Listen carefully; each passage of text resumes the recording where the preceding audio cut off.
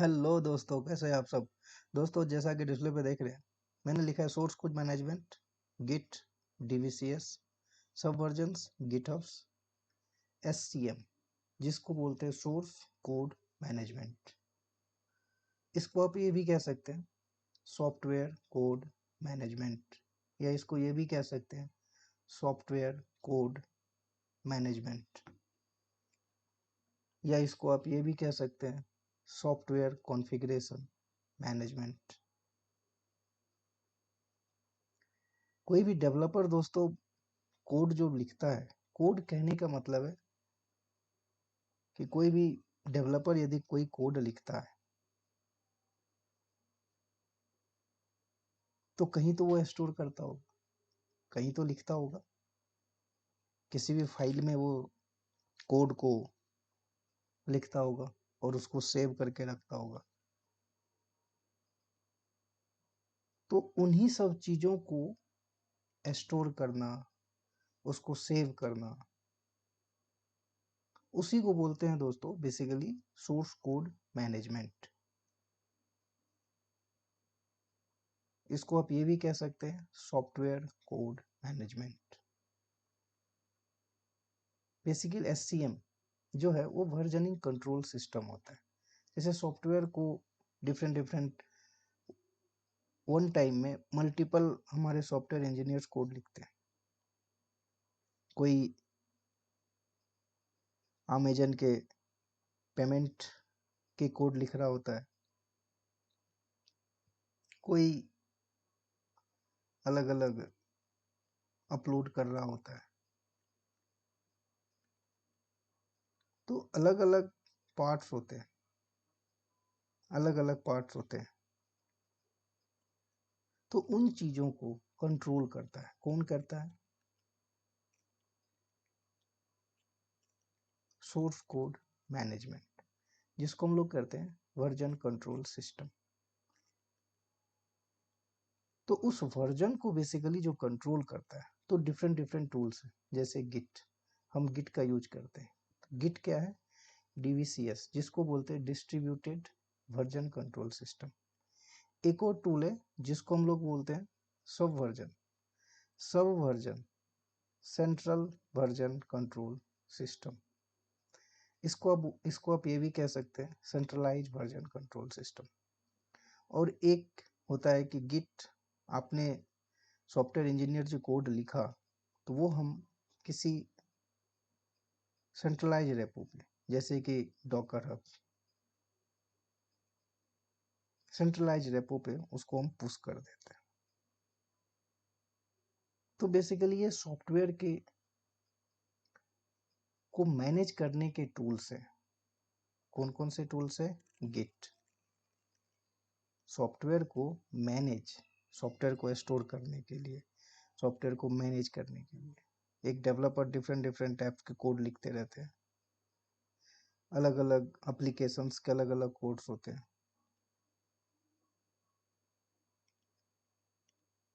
तो उसको मैनेज कौन करता है? कोई तो टूल्स होगा। तो उस टूल्स का नाम है गिट। गिट, तो ये इसके और भी डिटेल में हम डिस्कस करते हैं।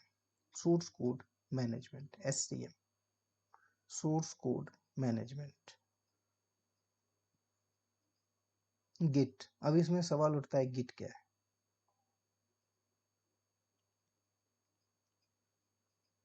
अब सवाल उठता है गिट क्या है? गिट क्या है? Basically distributed version control system है। क्या है ये? Distributed version control system. और ये क्या है? SVM, sub versions, centralize version control system. और ये जो मर्क्यूरियल है, बेसिकली ये भी एक डिस्ट्रीब्यूटेड वर्जन कंट्रोल सिस्टम है। बट ये पहले यूज होता था, अभी भी यूज होता है, बट सबसे ज़्यादा पॉपुलर गिट है। तो हम पहले सेंट्रलाइज वर्जन कंट्रोल सिस्टम के बारे में बात करते हैं। तो शायद आप सोर्स कोड मैनेजमेंट के बारे में समझ गए होंगे कि सोर्स कोड मैनेजमेंट है क्या। बेसिकली सोर्स कोड मैनेजमेंट जो है वो वर्जन कंट्रोल सिस्टम है, सॉफ्टवेयर वर्जन कंट्रोल। कोई भी डेवलपर जब भी कोड लिखता है तो अलग अलग एप्लीकेशंस के वो अलग अलग कोड लिखते हैं, तो उसको मैनेज करना, तो मैनेज करने के जो टूल्स हैं वो कौन से टूल्स हैं? जैसे गिट है, गिट टूल्स है, मर्क्यूरियल्स टूल है, उसी को बोलते हैं मोस्ट वाइडली जो यूज होता है बेसिकली ये डिस्ट्रीब्यूटेड वर्जन कंट्रोल सिस्टम है। और ये मर्क्यूरियल, ये भी सिमिलर टू गिट होता है बट सबसे ज्यादा पॉपुलर गिट। और ये सेंट्रलाइज्ड वर्जन कंट्रोल सिस्टम। तो सबसे पहले हम सेंट्रलाइज्ड वर्जन कंट्रोल सिस्टम के बारे में पढ़ते हैं। इसी का एडवांस वर्जन जो है गिट।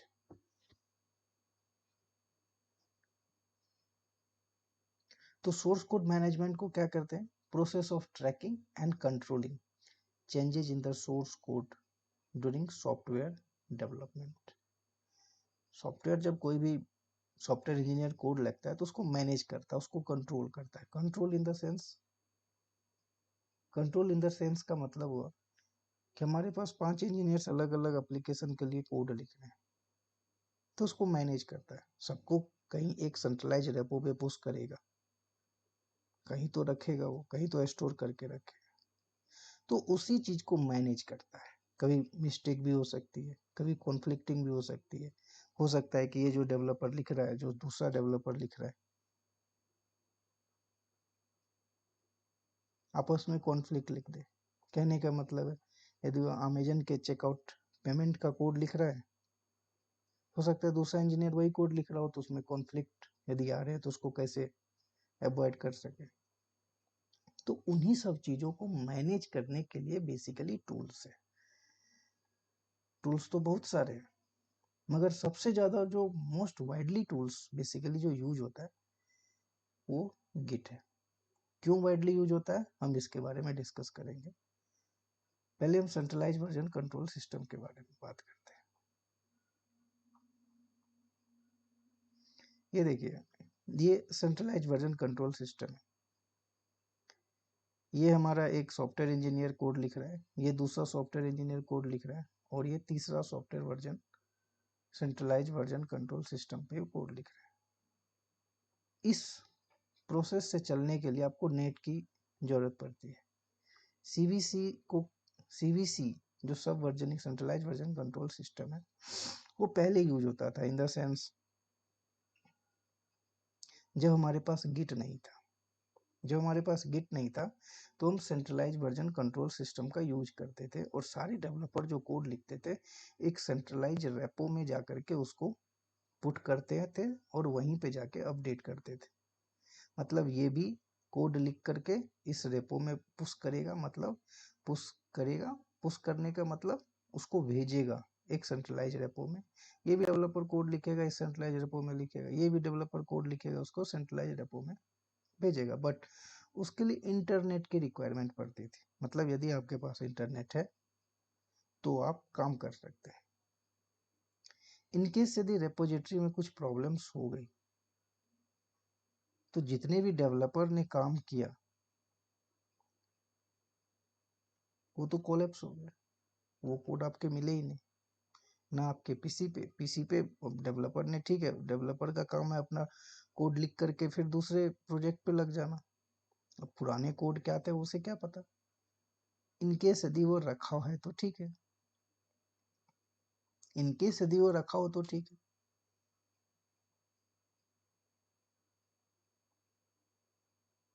बट यदि इस रेपोजिटरी में प्रॉब्लम हो गई, रेपोजिटरी का मतलब क्या हुआ कि एक जगह सारे कोड को कलेक्ट करना, उसको सेव करना, जैसे हार्ड डिस्क वो हम लोग सेव करते थे। जैसे सर्वर पे हम लोग रेपो, इसको सेंट्रलाइज रेपो, इसको सर्वर भी बोलते हैं हम लोग, सर्वर भी कह सकते हैं। वहाँ पे एक सेंट्रलाइज रेपो बना दिया, डेवलपर अपना अपना कोड लिखिए और यहाँ पे सेव कीजिए। इनकेस यदि इसमें प्रॉब्लम हो गई, ये खराब हो गया तो क्या करेंगे? फिर तो गया।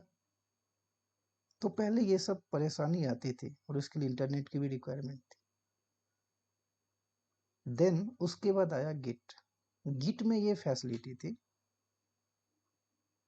अब डेवलपर कोड लिखेगा तो किसी पीसी पे ही लिखेगा, पीसी से कनेक्ट होता था ये रेपो, इंटरनेट कनेक्ट होता था, फिर ये रेपो से कनेक्ट होता था, उसमें पुश करता था। इनकेस यही प्रॉब्लम्स, इसी में प्रॉब्लम्स आ गई, दिक्कत आ गई, तो अब आपके सारे कोड कोलैप्स हो गए। तो इन्हीं सब चीज़ों को रिजॉल्व करने के लिए आया गिट, जो distributed version controlling system.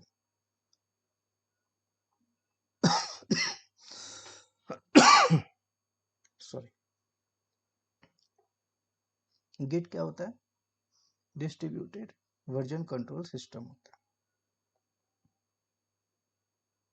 Trekking changes in a source code during a software development. ये भी क्या करता है? ट्रैक करता है। जो सॉफ्टवेयर डेवलपर जो कोड लिखता है, तो उसको ट्रैक करता है, आप क्या लिख रहे हो। एक फाइल है जिसको गिट क्या है? सिंपल एक सॉफ्टवेयर है, एक टूल्स है, जो सॉफ्टवेयर डेवलपर जो कोड लिखा उसको सेव करने का, उसको मैनेज करने का। अब आप बोलेंगे कि गिट को भी वही कह रहे, इसीलिए मैं ये कह रहा हूँ क्योंकि सोर्स कोड मैनेजमेंट जो है, सोर्स कोड मैनेजमेंट ही एक वर्जन कंट्रोलिंग सिस्टम है, जो अलग अलग तरीके से टूल्स है, और वो टूल्स उस सॉफ्टवेयर को मैनेज करता है, जो गिट है और सब वर्जनिंग है। गिट से पहले हम लोग इस वर्जन कंट्रोल सिस्टम का यूज करते थे।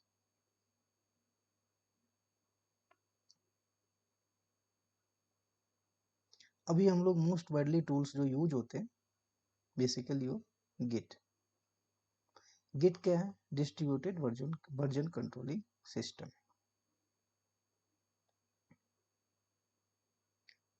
ये भी क्या करता है? सॉफ्टवेयर डेवलपमेंट को ट्रैक करता है, उसको मैनेज करता है। बेसिकली गिट को डेवलप किसने किया था? यदि आप गिट के डेवलपमेंट की बात करें तो गिट को डेवलप किसने किया था? बेसिकली उसको लाइनस टोरवाल्ड ने डेवलप किया था, और लिनक्स को भी बेसिकली टोरवाल्ड ने ही डेवलप किया था। गिट क्या है? एक सॉफ्टवेयर है। आप सिंपल विंडो पीसी में आप उसको इंस्टॉल कीजिए, और इंस्टॉल करने के बाद वो डॉट गिट नाम से एक फोल्डर बना लेता है, और उसमें एक सॉफ्टवेयर डेवलपर अपना कोड लिखता है। तो आप अपने पीसी पे भी उसको सेव करके रख सकते हैं, और उसको आप पुश करते हैं कहाँ पे? गिटहब पे।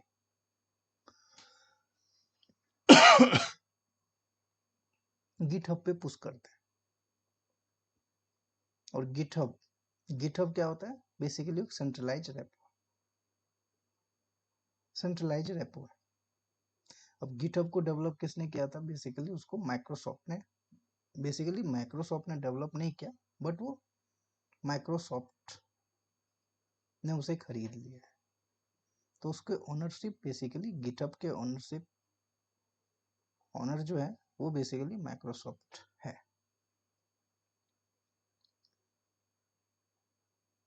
गिटहब क्या होता है? वो भी एक सेंट्रलाइज रेपो है। सॉफ्टवेयर डेवलपमेंट ने बेसिकली कोड लिखा, तो एक सेंट्रलाइज रेपो में जाकर के वो पुश कर देगा। अब सवाल ये उठता है कि गिट ही इतना क्यों इंपॉर्टेंट और क्यों वाइडली यूज होता है? वो इसलिए यूज होता है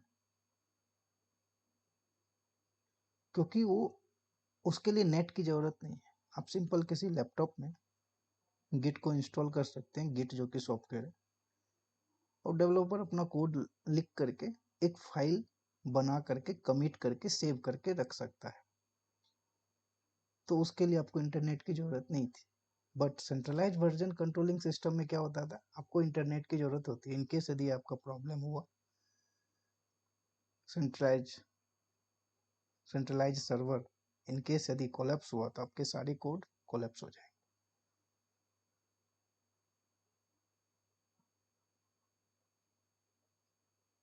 गिट में भी ये चीजें हो सकती है। आप बोलेंगे गिट में भी ये चीजें हो सकती है, क्यों नहीं हो सकती? बिल्कुल हो सकती है। बट इसमें एक एडवांटेज ये है। क्या एडवांटेज है इसमें? इसमें हमेशा इंटरनेट से कनेक्ट रहने की जरूरत नहीं।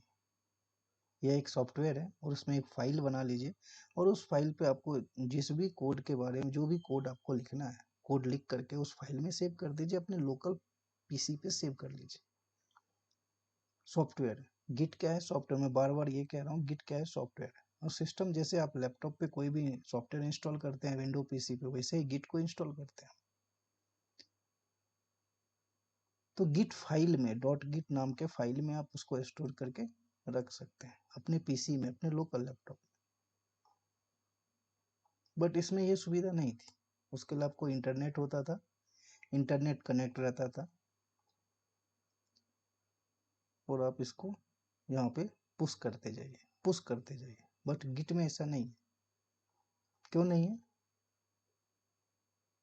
वो लोकल सिस्टम में जो भी आपने कोड लिखा वो आप सेव करके रख सकते हैं।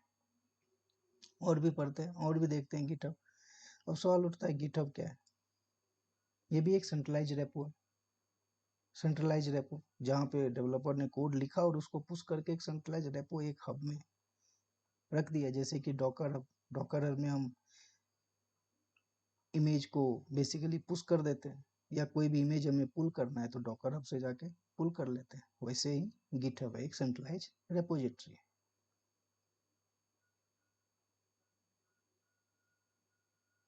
Git work on a local machine like a laptop. वही चीज है, Git क्या है? Software install local laptop. इसके बारे में और भी डिस्कस करेंगे दोस्तों। इसके कुछ टर्म्स हैं।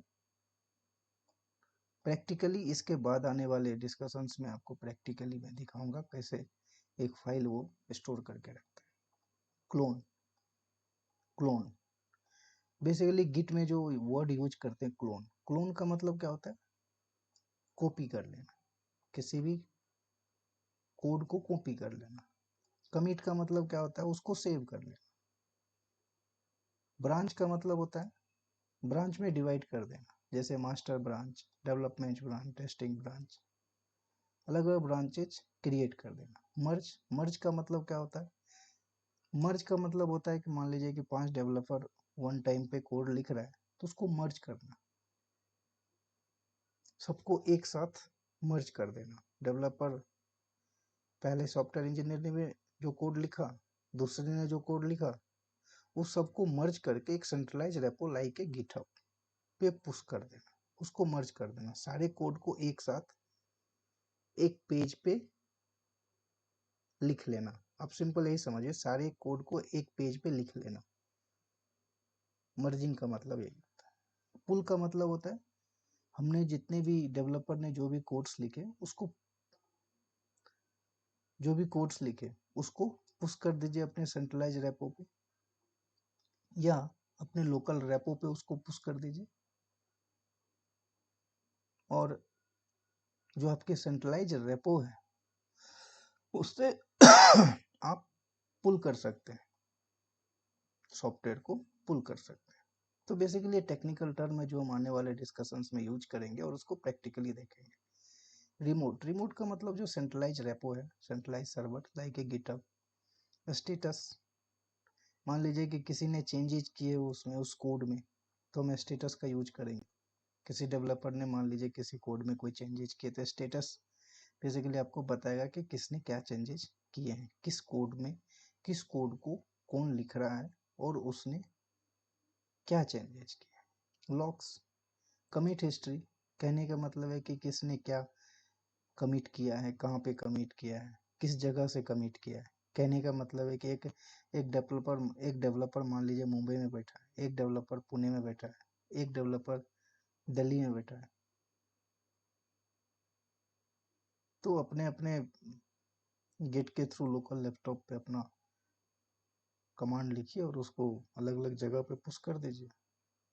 अलग अलग जगह पे पुश मत कीजिए। आप पुश करेंगे तो एक ही centralize repo like a GitHub, वहाँ पे आप पुश कर दीजिए। तो लॉक्स बेसिकली यही बताता है, हिस्ट्री बताता है, कमिट हिस्ट्री।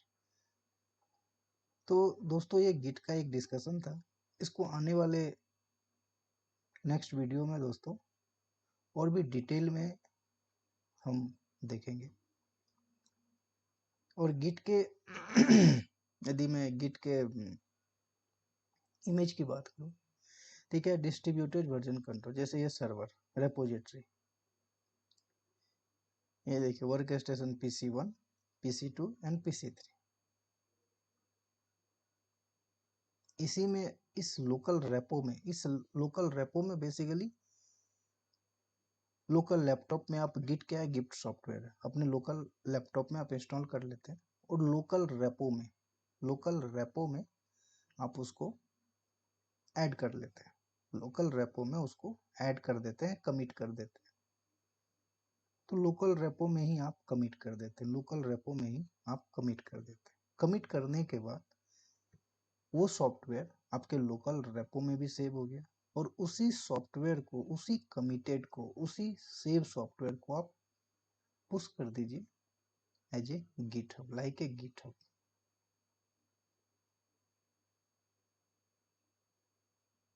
बिटबकेट और भी इनके कॉम्पिटिटिव है मार्केट में गिटहब के, बट मोस्ट वाइडली जो यूज होता है बेसिकली गिटहब यूज होता है। गिटहब बेसिकली ओपन सोर्स भी है और वो प्राइवेट भी है और पब्लिक भी है। तो इस तरीके से आप लोकल लैपटॉप में उसको आप पुश कर दीजिए सेंट्रलाइज रेपो में, या वहां से आप पुल कर लीजिए। नेक्स्ट डे आइए, आपने जो भी लिखा था उसको पुल कीजिए, फिर उससे आगे आप अपने पीसी पे जो आपने गिट सॉफ्टवेयर इंस्टॉल किया है उसी में जो आपने फाइल बनाई थी उस फाइल में आप अपना उसे आगे का कोड आप लिख लीजिए। यदि आपको कोड पुल करना है तो कोई बात नहीं, आप फिर से आगे का पुल करने के बाद बेसिकली जब आप पुल करेंगे तो आपको पता चलेगा कि कितना वर्क हो गया है और हमें आगे क्या इसमें कोड इम्प्लीमेंट करना है। ये बेसिकली गिट का आर्किटेक्चर है, गिट का आर्किटेक्चर है।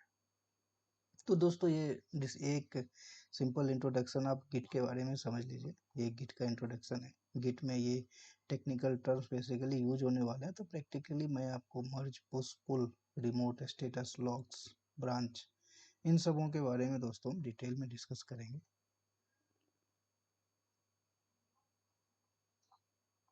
तो तब तक के लिए दोस्तों धन्यवाद। जय हिंद, आपका दिन शुभ हो। चैनल को लाइक और सब्सक्राइब जरूर कीजिए ताकि, और कमेंट भी कीजिए ताकि हमें और मोटिवेशन मिले आप लोगों को,